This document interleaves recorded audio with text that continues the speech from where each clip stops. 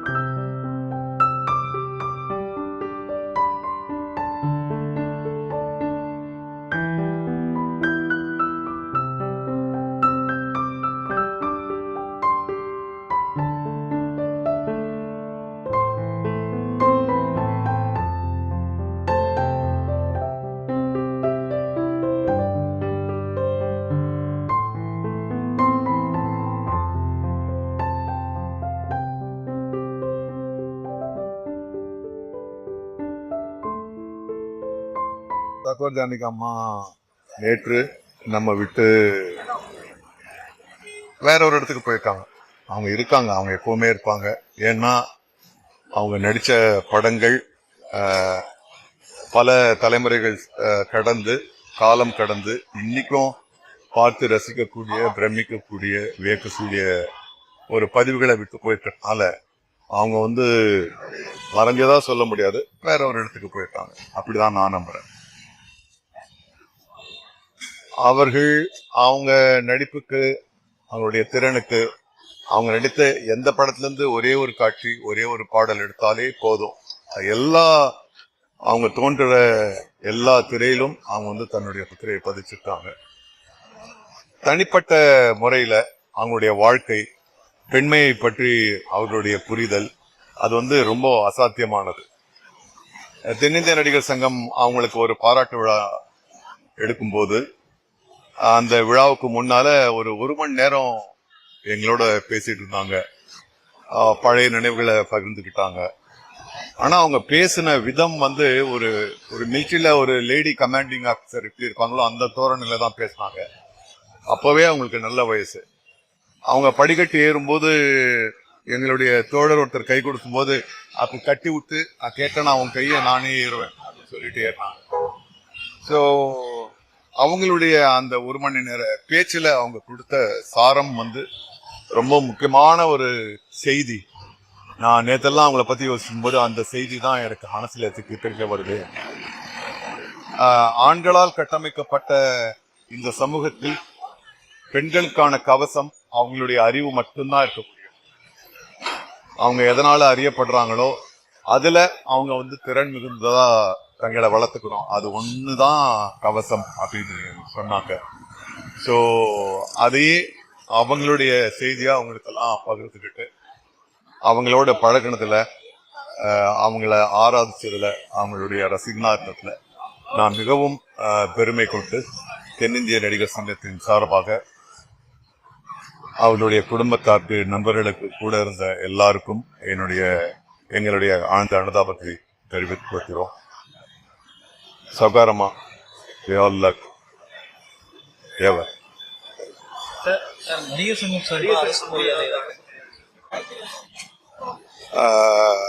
நடிகர் சங்கம் சார்பாக அரசுக்கு ஒரு வேண்டுகோள் வைக்கப்பட்டது. இவ்வளவு சிறந்த ஒரு ஆன்மாவுக்கு, ஒரு கலைஞருக்கு அரசு மரியாதை வழங்க வேண்டும் என்று அதை அரசு நிறைவேற்றவிருக்கிறது. இன்று மாலை 4:30 மணி அளவில் பெசன் நகர் ஈடுகாப்பு. நீ பேசுங்க. நான் பேசுங்க.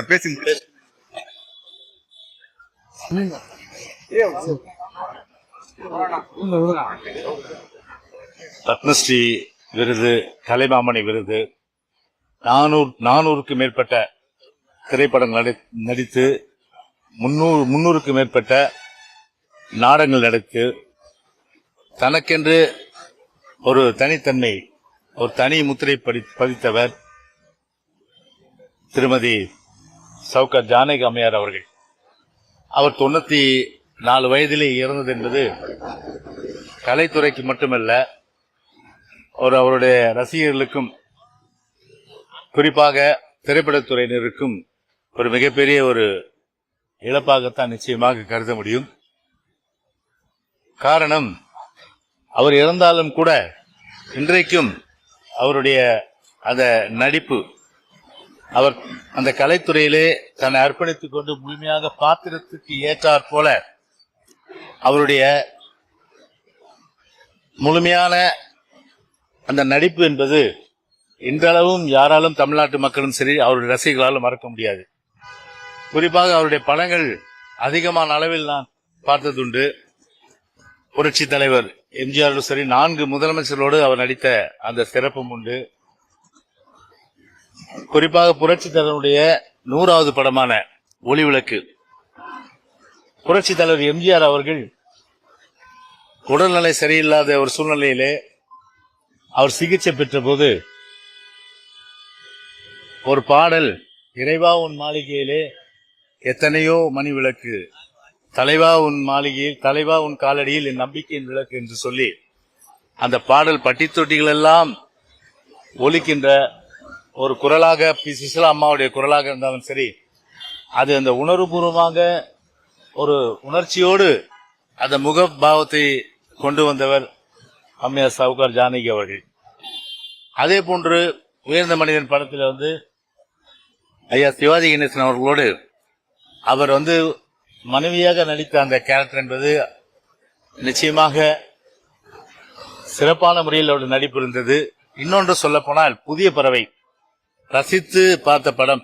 எனவே அந்த படத்திலே அவருடைய அந்த கதாபாத்திரம் இன்றளவும் இல்ல, இந்த உலகம் உள்ளவரை நிச்சயமாக திருமதி சவுகார் ஜானகி அம்மையாருடைய அந்த நடிப்பு, அவருடைய திறமை, கலைத்துறை மீது அவர் கொண்ட முழுமையான ஈடுபாடு அனைத்தும் பிரிக்க முடியாது.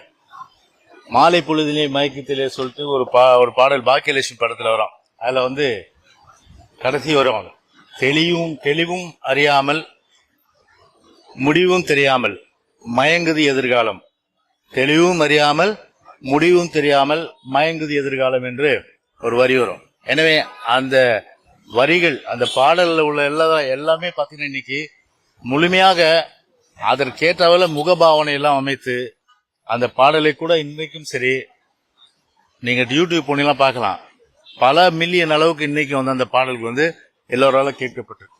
அதனால அவரை பொறுத்தவரையில மறைந்து விடவில்லை.